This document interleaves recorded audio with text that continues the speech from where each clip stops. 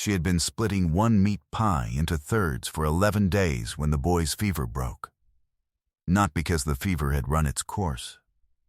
Because she had pressed a cold cloth to his forehead every 40 minutes through the night, checked the time on the cracked Nokia beside her broom cart, and fed him the middle third.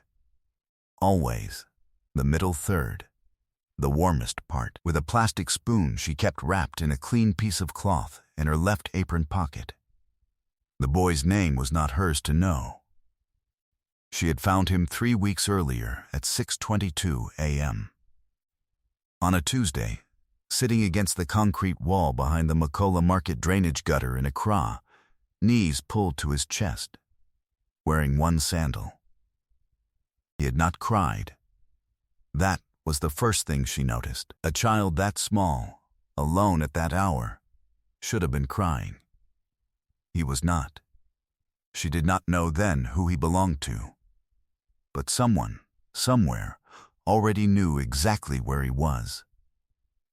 Her name was Ama Asantewa Boateng, and she was 53 years old and weighed 49 kilograms, because lunch had been an optional meal for the past 7 months. She was 4 feet 11 inches tall and wore the same 2 uniforms, one yellow and gray, one faded orange, rotating between them each morning.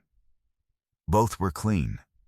She washed them by hand every other night in the concrete sink behind the single room she rented on the 3rd Street off Kwame Nkrumah Circle, and she hung them over the window frame to dry before she slept. The collars were frayed, but pressed flat with the bottom of a hot tin cup she used as an iron. Nobody who saw her at 5:45 a.m. pushing her broom cart along the Osu-Oxford Street drain channel would have called her immaculate. But they would have been wrong. She had worked for the Accra Metropolitan Assembly for 16 years. Her number was AMA Street 2247. She swept a 4-kilometer stretch from the corner near the Shell station to the edge of the market gate, 6 mornings a week, starting at 5:30 a.m. Her monthly pay was 420 cedis, which after her room rent of 210 cedis left 210 cedis for everything else. She had not asked for a raise in 7 years because she had learned from watching others that asking produced paperwork and paperwork produced silence. She kept her grandmother's coin purse inside her left apron bib, a small brown leather coin purse with a brass clasp made in Kumasi in 1979 that still smelled faintly of the raw shea butter her grandmother had rubbed into her hands every evening. She kept exactly 2 things in it: her AMA identification card and a photograph of her daughter, Efua, who was studying nursing in Tamale on a scholarship that needed 600 cedis to renew in March. It was currently November. The morning she found the boy, she had looked at him for 4 seconds without speaking, then reached into her cart and taken out the meat pie she had bought for her own breakfast. She broke it in half and held the larger half out. He took it with both hands, the way children take things they haven't been offered in a long time. She went back the next morning. He was in the same spot. She did not tell anyone at the Accra Metropolitan Assembly. She did not call the police. She asked him quietly on the 3rd morning what his name was. He told her, Kwame. She asked him how old. He held up 7 fingers, then added an 8th after a pause, as though he had almost forgotten. She asked if he had a mother. He looked at the drain channel. She did not ask again. By the 2nd week, she was saving half her own meat pie every morning, wrapping it in a square of cloth, and walking the 30 extra meters to his spot before beginning her sweep. He began to look for her. She could see him scanning the corner before she turned it, relaxing only when he saw the orange of her uniform. His dignity was what she noticed most. He always said thank you. He always wiped his hands on his trousers before accepting anything from her, as though he had been taught that you did not take food with dirty hands. On the 14th day, He was shivering. She pressed her palm to his forehead the way her mother had once pressed it to hers.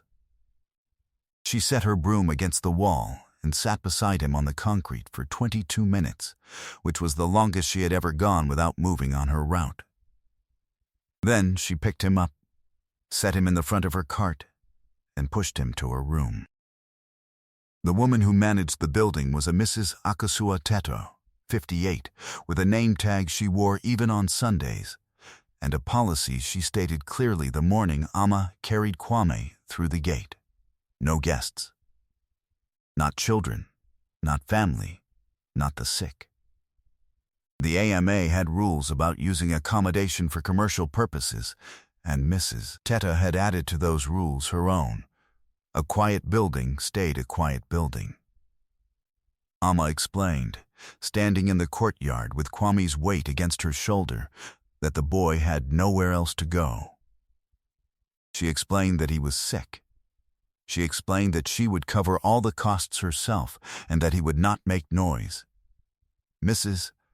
Teta said the policy was the policy. She said it looking at the child, not at Amma. 3 other tenants in the courtyard heard this exchange. One woman paused at her doorway long enough to take in the scene, then went inside and closed her door. A young man leaning on the wall looked at his phone. The compound boy, a teenager named Mensa who swept the courtyard each morning, watched from the corner but did not speak. Amma stood where she was. She did not raise her voice. She adjusted Kwame's weight on her shoulder and said, quietly, that she would take full responsibility. Then she walked past Mrs. Teto and up the stairs. She had learned, at some point she no longer remembered, that some things only look like permissions you need to ask for.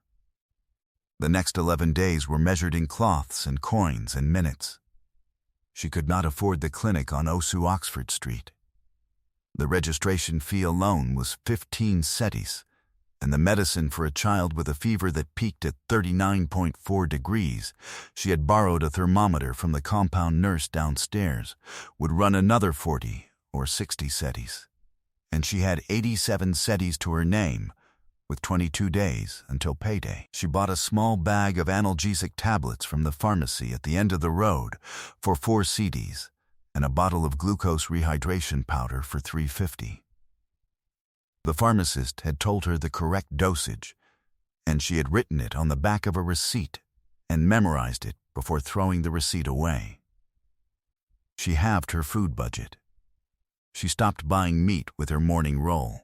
She stretched a tin of evaporated milk over 4 days by adding boiling water and sweetening it with a pinch of the sugar she kept in a twist of foil.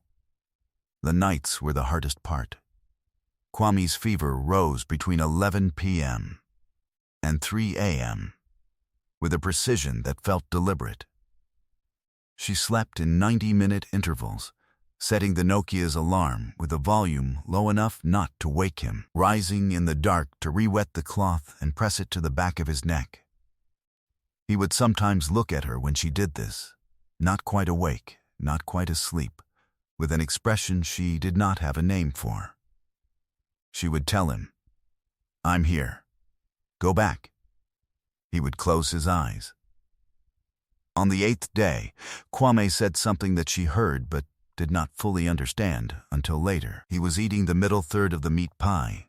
He had learned the order, accepted the middle part with seriousness, and he said, without looking up, "My grandfather will come." She asked him where his grandfather was. He said he lived in a big house. He said it the way children say things that are simply true. She assumed he meant somewhere in Accra. She assumed he meant a man who would come when he was ready, or when he remembered, or when someone finally told him where to look. Children in the streets, she had learned in 16 years of sweeping them, did not always come from nowhere. The morning of the 11th day, the fever broke. Kwame sat up at 6:03 a.m. and asked for water. She gave him the rehydration powder in a cup. He drank all of it. That was when she noticed the object around his neck. A small disc of dark wood on a thin cord, carved with a symbol she had seen before. A design that looked like two interlocking crescents above a vertical line. She had seen this symbol once, years ago, on the letterhead of a company whose name she remembered because it had been printed in brass on the gate of the most imposing building on the stretch of road she swept, Owusu Boateng & Sons Holdings. She looked at it for a long time. Then she tucked it back under his shirt. If this story is already reaching somewhere you recognize, stay with me, because what Kwame's grandfather discovers next is something that changes the shape of everything that came before. She had not planned to do anything with what she knew.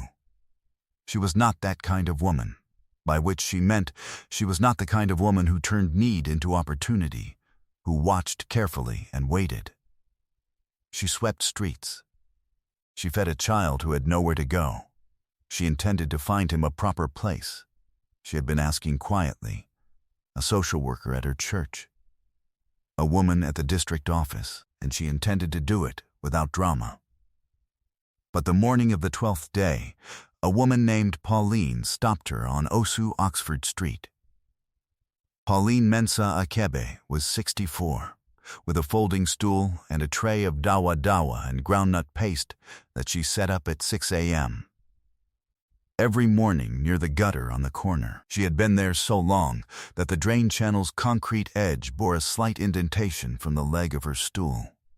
She saw everything that moved on that street between dawn and noon.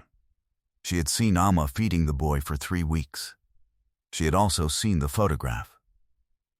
She had seen it because 4 days earlier a man had walked the street with a printed photograph, showing it to traders and asking if anyone had seen a child by this description.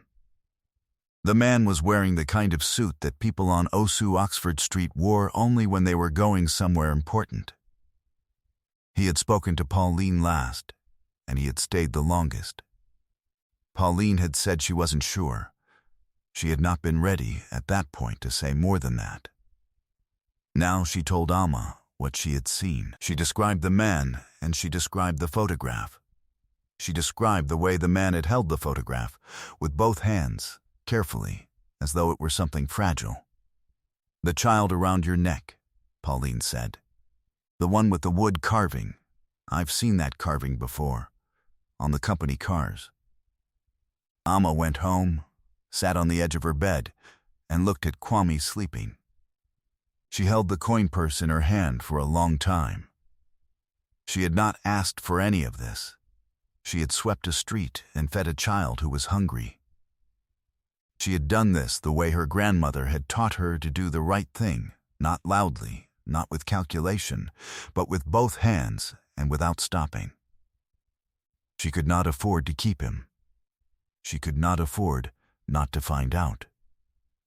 By 3 p.m. that afternoon, Pauline had made a call. The call had gone through to a secretary, who had gone through to a personal assistant who had paused, asked one question, listened to the answer, and said, "Wait."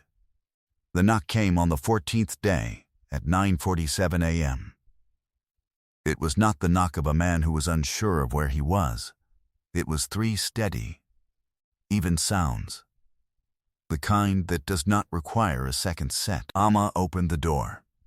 The man standing there was 67 years old, with gray at both temples and hands that had never in recent decades needed to hold anything heavier than a pen. Though something about the structure of those hands suggested they had once known harder work. He was wearing a plain dark shirt and trousers. No tie.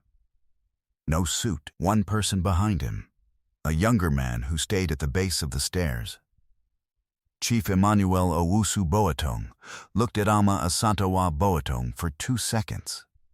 Then he looked past her into the room, and Amma moved aside without being asked. Kwame was sitting on the bed mat, eating from a small bowl of wakey she had bought him that morning for 2 cedis 50 from the woman at the corner. He looked up. What happened next took 11 seconds. The chief walked across the room in 4 steps and lowered himself onto one knee in front of the boy. The younger man in the doorway pressed one hand flat against the doorframe. Amma stood where she was, near the sink, with her hands at her sides. The chief said nothing for a long moment. Then he said, "I looked for you." Kwame put down the bowl. He said, "I know." Then, and only then, the chief's hands moved. He put them on the boy's shoulders and held him the way people hold things they thought they had lost, permanently. He did not make any sound. Amma turned to the sink and ran the tap for no reason. She let it run for 43 seconds while her back was to the room. When she turned around, her expression was the same as it had been before. Chief Owusu Boateng's daughter, Adayeze, had died 14 months earlier.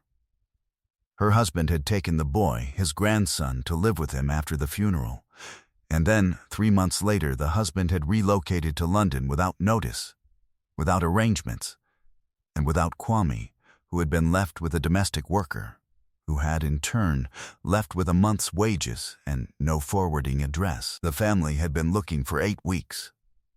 The chief had hired investigators. He had filed a police report.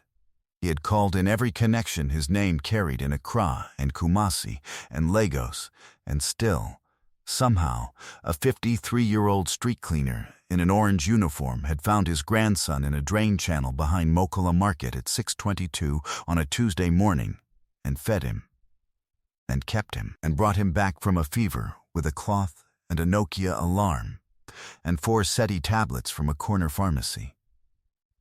He came back the following day. He came with the younger man and a woman from his office, and a folder of documents, none of which Amma read before they explained what was in them. He told her that the boy had not stopped asking for her since the previous morning.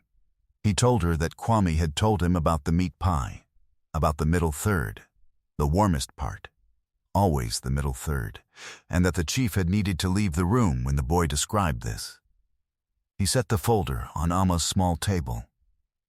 He said, "Tell me what you need." Amma sat across from him. She thought about the 600 SETIs for Afua's scholarship renewal. She thought about the frayed collar she pressed flat with a hot cup each morning. She thought about the 90-minute alarms and the glucose powder and the 450 she had spent on Wakey that morning, because she had wanted to give the boy something warm and real on the day she did not yet know would be the last day of his stay. She said, quietly, "My daughter's scholarship needs renewing in March. 600 SETIs. Chief Owusu Boateng looked at her for a moment. Then he looked at the younger man. "That," he said, "is the smallest thing in this folder." The folder contained, among other things, a letter transferring the leaseholder status of a 2-room apartment in Cantonments District from an unused property in the Owusu Boateng estate inventory to the name of Amma Asantewa Boateng. It contained a health insurance registration for herself and 1 dependent. It contained an offer of a supervisory position within the AMA Street Services Division, a position that had been sitting unfilled for 4 months, at a salary that Amma read twice before she believed the figure. It also contained a letter to the Accra Metropolitan Assembly's Administrative Board, signed by Chief Owusu Boateng and 2 of the city's most prominent civic leaders, requesting a formal review of compensation structures for frontline municipal workers in the Greater Accra region. The letter named no individual. It applied to everyone who swept streets at 5:30 in the morning and had frayed collars they pressed flat with the bottom of a tin cup. The pharmacist on Osu Oxford Street received a courtesy call from the Owusu Boateng offices that week. It was not threatening. It was a brief note of thanks for providing correct dosage information to a woman who had needed it. The pharmacist framed the note. It seemed to mean something to her, though she could not have explained exactly what. Mrs. Akasua Teto received no call. But the compound on Kwame and Nkrumah Circle received, 2 months later, a public health inspection that had been overdue for 4 years. The results were noted, and the maintenance was ordered, and the compound boy Mensa, who had watched from the corner and said nothing, cleaned his courtyard with noticeably more care for the rest of the dry season. Amma moved in January. She brought her 2 uniforms, both clean. She brought the Nokia. She brought the coin purse. Hefua's scholarship was renewed on February 28th, 11 days before the March deadline, which was the first time in 3 years that something requiring money had arrived early. What she had was not luck, and it was not a story about a powerful man rewriting a powerless woman's life. The chief had not rescued her. He had found what she had already built. She had built it in the dark, in 90-minute intervals, with a cold cloth and 4 SETI tablets, and the discipline to wake up every time the Nokia sounded. She had built it out of the 16 years she had spent keeping a 1.4-kilometer stretch of the city clean while the city looked through her. She had built it out of the grandmother's purse and the coin it held, and the photograph of Afua that she never once let herself stop carrying. Some people think they can see a person in one glance. A dress. A plastic bag. A broom, the number printed on an identification card. They organize people into what they are worth based on what they appear to own, and they move on, sure they have the calculation right. But worth is not something that lives on the surface. It lives in what a person does when no one is watching, when it would be easier to pass by, when the child is not theirs and the night is long and the Nokia reads 2:47 a.m. and the cloth needs to be re-wet again. You cannot read that from a uniform. You can only discover it afterward, when it turns out the thing you overlooked was the thing that was holding someone together. Amma Asantawa Boateng began her new position on the first Monday in February, and she was at her desk at 5:45 a.m. Not because she had been asked to be, but because 16 years of mornings do not leave a body easily. The office faced the same stretch of Osu Oxford Street she had swept for 16 years. She could see, from her window, the corner where Pauline set her stool each morning. Pauline brought her a cup of ginger tea on the first day, climbing the stairs without being invited, setting it on the desk without ceremony. Amma drank it while looking at the street she used to sweep. It was still warm. If someone gave you one small chance, not money, not position, just the smallest chance, 1 cold cloth, 1 tin cup used as an iron, 1 meat pie split into thirds, what would you build from it? Not what would you buy. What would you build? Leave your answer in the comments. I want to read it. Subscribe to African Empire Folktales, stories about hidden strength, quiet power, and the people the world overlooks until they change everything. I'll see you in the next one.